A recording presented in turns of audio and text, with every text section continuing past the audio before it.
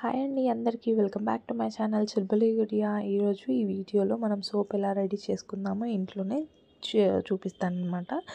So ఇది వేపాకు ఇంకా ఆలువేరా తీసుకున్నాను అనమాట. ఫ్రెష్ లీవ్స్ కడుక్కొని మంచిగా ఇది ఆలువేరా ఉంది కదా, అది కూడా మనం మంచిగా వాష్ చేసుకొని పక్కన పెట్టుకోవాలి. ఈ ఆలోవేరా ఉంది కదా, ఇది చెట్టుది తీసుకున్నా మీరు జెల్ తీసుకున్నా పర్లేదు. సో నేను డైరెక్ట్ కొమ్మ తీసుకొని నేను దాన్ని వాష్ చేసుకొని సైడ్లో ఉన్న అది ముళ్ళులాగా ఉంది కదా, దాన్ని కట్ చేసుకున్నాను అనమాట. ఇక విటమిన్ ఈ క్యాప్సూల్ కూడా 2 డ్రాప్స్ యాడ్ చేశాను. తర్వాత ఇది గ్లిసరిన్ సోప్ బార్ ఉంటుంది. సో అది తీసుకొని నేను దాన్ని పీసెస్ లాగా, ఇది నేను మీషో నుంచే తీసుకున్నాను అనమాట.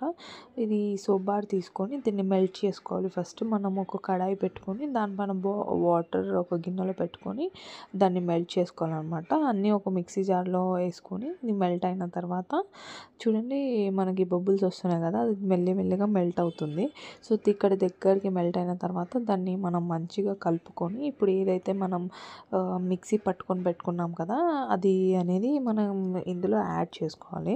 ఇందులో వేసి కలుపుకోవాలి. కలుపుకున్న తర్వాత మనము మంచిగా చల్లారక ముందుకే ఇవి ఒక కటోరీ, అంటే మౌల్డ్స్ లేని వాళ్ళు ఒక కటోరీలో నెయ్యి అన్న రుద్దుకొని బటర్ అన్న రుద్దుకొని అందులో వేసుకోవచ్చు. ఈ మౌల్డ్స్లో వేసుకొని ఒక 2 అవర్స్ తర్వాత వెయిట్ చేసిన తర్వాత, ఒక 2 to 3 అవర్స్ వెయిట్ చేసిన తర్వాత మన సోప్ అనేది రెడీ అయిపోతుంది అనమాట. నేను ఇక్కడ తీస్తున్నాను, అది కూడా చూడొచ్చు. అండ్ ఈ సోప్తో బెనిఫిట్ ఏంటంటే మీరు గోట్ మిల్క్ సోప్ బార్ కూడా తీసుకోవచ్చు. నేనైతే గ్లిసరిన్ సోప్ బార్ తీసుకొని చేశాను అనమాట ఇంట్లోనే. సో కటోరీ అయితే చాకుతో ఇలా సైడ్స్లో అంటే అది ఈజీగా రిమూవ్ అయిపోతుంది అనమాట. బటర్ ఇంకా గీ పెట్టాం కాబట్టి.